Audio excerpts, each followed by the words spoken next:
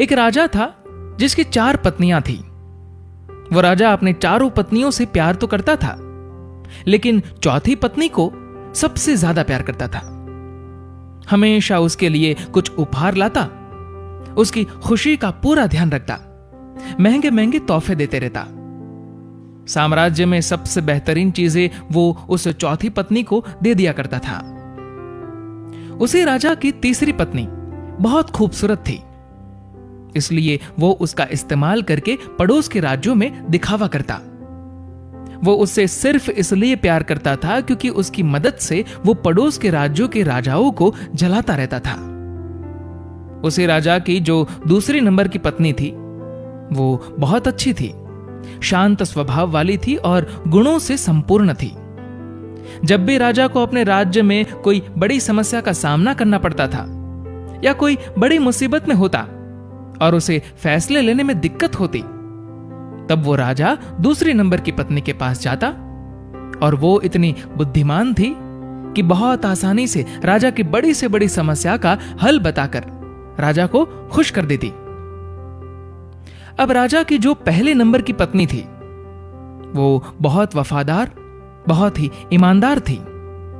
वो हमेशा राजा की सेहत का ध्यान रखती, राजा की संपत्ति की रक्षा करती और हमेशा उसको राजा के सेहत की फिक्र रहती। लेकिन राजा इस पत्नी के मामले में बहुत ही नादान था। राजा इस पहली पत्नी को शायद ही कभी नोटिस भी करता। प्रेम तो बहुत दूर की बात, पूरे दिन में शायद ही एक बार भी इस पत्नी का ध्यान भी आता। एक दिन राजा बीमार पड़ गया, इतना बीमार कि उसे यह एहसास हो गया था कि वो अब हमेशा के लिए इस दुनिया से विदा होने वाला है। उसे भनक लग गई थी कि किसी भी वक्त उसकी मृत्यु हो सकती है। उसके मन में यह ख्याल आया कि अभी जीवित अवस्था में तो उसके पास 4 पत्नियां हैं, लेकिन मरने के बाद तो एकदम अकेला हो जाएगा। उसने अपने चौथे नंबर की पत्नी को बुलाया और पूछा कि मैंने तुम्हें सबसे ज्यादा प्यार दिया, अब मैं मरने वाला हूं, तो क्या तुम मेरे साथ आ सकती हो और मृत्यु के बाद भी मेरे साथ रह सकती हो? चौथी पत्नी बिना एक भी शब्द बोले राजा से दूर चली गई। राजा को उसका यह रूप देखकर बहुत दुख हुआ। उसने अब सोचा कि वक्त बर्बाद करने से कोई मतलब नहीं है, इसलिए जल्दी से उसने अपनी तीसरी पत्नी को बुलाया और वही सवाल दोहराया कि क्या तुम मेरे साथ मर सकती हो और मृत्यु के बाद तुम मेरे साथ रह सकती हो?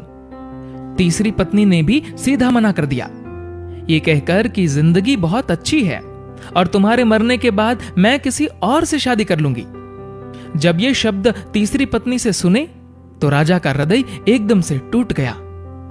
अब बिना देर किए उसने अपनी दूसरी पत्नी को बुलाया और वही सवाल दोहराया। राजा ने सोचा, अभी तक हर समस्या का समाधान इस दूसरी पत्नी ने किया है, तो इसका भी हल उसके पास जरूर होगा। लेकिन राजा को इस बार भी निराशा ही हाथ लगी। इस पत्नी ने कह दिया कि माफ करना, क्योंकि इस बार मैं आपकी कोई मदद नहीं कर सकती। राजा पूरी तरह से टूट गया। फिर बाहर से एक आवाज आई कि मैं तुम्हारे साथ चलूंगी, चाहे तुम जहां भी जाओ मैं साथ दूंगी। राजा ने आंखों में आंसुओं के साथ नजरें उठाई और देखा तो ये पहली पत्नी थी। ये पहली पत्नी बहुत बीमार और दुखी दिख रही थी। राजा ने कहा, शायद मुझे तुम्हारी देखभाल ठीक से करनी चाहिए थी, मैंने तुम्हारा ध्यान नहीं रखा। जिंदगी का सच यही है, हम सबकी भी 4 पत्नियां हैं। चौथी पत्नी है हमारा शरीर। पूरी जिंदगी सजाकर रखते हैं, लेकिन मृत्यु पर यह हमें छोड़ देता है। तीसरी पत्नी है हमारी संपत्ति और हमारा पद। जब हम मरेंगे तो यह सब किसी और के पास चला जाएगा। दूसरी पत्नी है हमारा परिवार, हमारे दोस्त, हमारे रिश्तेदार। चाहे वो हमसे कितना भी प्यार क्यों ना करते हो, लेकिन मृत्यु पर वो सिर्फ श्मशान तक साथ देंगे। और अंत में हमारी पहली पत्नी है हमारी आत्मा।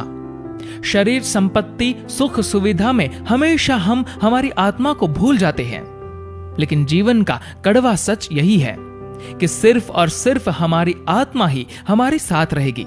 हमने कभी भी आत्मा के कल्याण की चिंता की ही नहीं, जबकि दूसरी चीजों के साथ हमें सबसे ज्यादा हमारी आत्मा की फिक्र करनी चाहिए।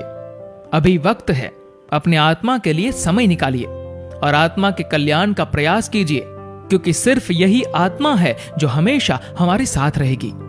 दोस्तों, इस कहानी को लेकर आपकी क्या राय है, नीचे कमेंट करके जरूर बताएगा। और अगर आपको ये वीडियो अच्छा लगा हो तो इस वीडियो को लाइक करेगा और शेयर करेगा। और ऐसे ही इंस्पिरेशनल स्टोरीज के लिए फॉलो करें हमारे फेसबुक पेज को और सब्सक्राइब करें हमारे यूट्यूब चैनल को। धन्यवाद।